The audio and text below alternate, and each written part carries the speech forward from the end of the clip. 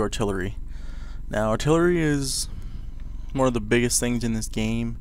You need artillery to win a lot of battles, since they will eliminate all the wood AT, all the infantry, the recon units, some AA if it's infantry based AA, or even the M16s it'll destroy. It'll take out 88s, 90s, it'll take anti-tank / anti-air. Pretty much artillery is one of the biggest things in this game. You need artillery. Artillery will destroy buildings. Artillery, for the value or for the price you pay, gets you so much in value if it takes out units. Just the barrage of artillery you can get. You can drop opponents very quickly and easily, especially if you have recon scouting for you. And these will pay for themselves tenfold in most battles. So you have the priest. The priest is $35. If you have maybe 4 or 5 of these, they're good, but they're too expensive. The priest is way too expensive for what it does. It doesn't have that great a distance. You really have to be up close and personal to actually get an effective barrage of artillery on it, since it's not very accurate, and it doesn't do that much damage when it lands. So you need a ton of these things to actually do a lot of damage when you're using these in game.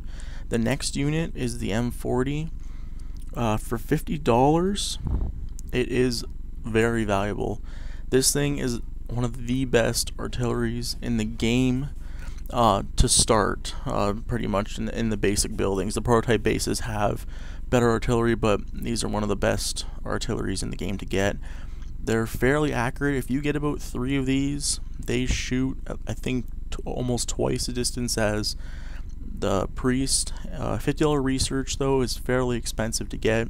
So if you're going for these early game, you might pay the price if you get rushed, because you won't have the money to afford these M40s plus the research and still defend yourself properly. So they're kind of a gamble early on game. Maybe about 5-10 minutes in. 5 minutes in, I'd say they're a pretty big gamble. Depends obviously who you're playing against, but maybe 10 minutes in, they're good unit to upgrade and get, since they can drop pretty much any single infantry based unit plus M16s. Like I said, they're very good. You get about 3 of these. Yeah, it's $200, but in the long run they do a ton of damage, especially early game, and their range makes up for it. So you're not really going to get attacked. The only thing that can bring these down is AT. Infantry, if you get real close, you can bring these down, and obviously tanks. But since they're so far range, you can easily kite the unit back, and they'll never reach you. Especially if you blitz your units, they'll never reach you. And then you can just pretty much force them to attack your M40s, and then you have, if you have wooded defenses up like AA guns, AT guns, infantry, then you'll just be feeding your own score, because they'll be pushing to kill that artillery. So artillery in this game is very important. This frustrates a lot of good players, especially if they get artillery barraged all game, early game. And it's a pain, since you're trying to push just to kill that artillery so you can get your push working properly. Next we're on to the armored base. This is where you make all your tanks. You have the Greyhound armored recon. This is a lot better than the Willys Jeep, but it costs 5 times more. This recon's very good. It can kill infantry pretty fast, but if you get overrun by 3 or 4 infantry, I believe the infantry can take this down. It's got a pretty good gun on it, but again, it's only for recon, so I prefer a Willys Jeep to this, since most AT will one-shot the Greyhound anyway. The Willys Jeep is so much cheaper, and it does the exact same thing. The only thing Willys Jeep doesn't have is a gun on it, so if you just bring some infantry with your Willys Jeep, it's the exact same unit pretty much. So the Greyhound, not really worth it to buy, costs too much for what you're getting, so wouldn't recommend that unit in this game.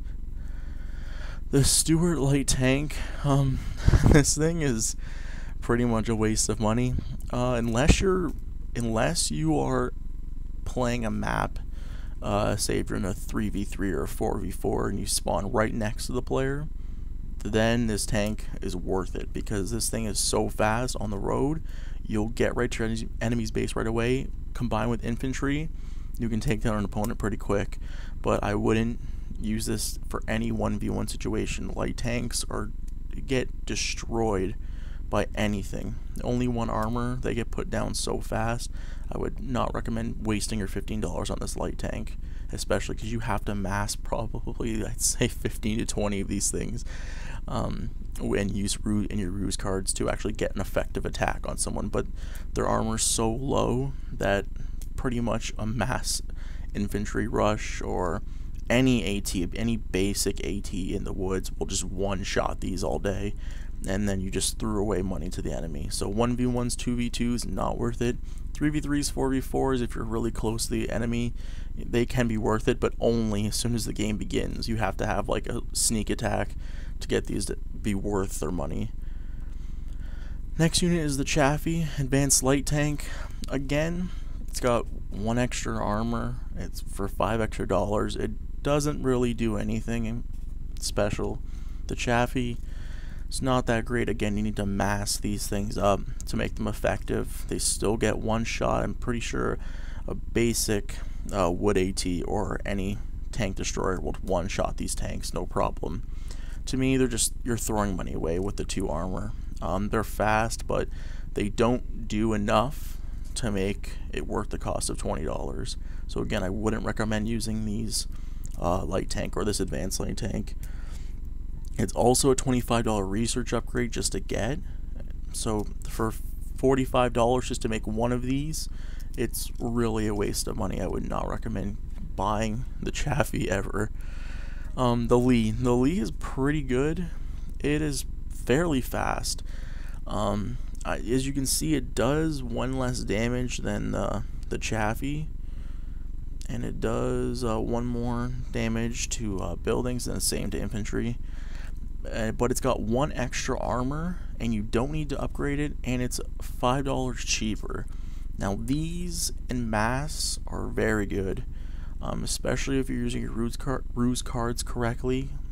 Surprise attack with these things will drop buildings very fast, and this will leave your opponent crippled.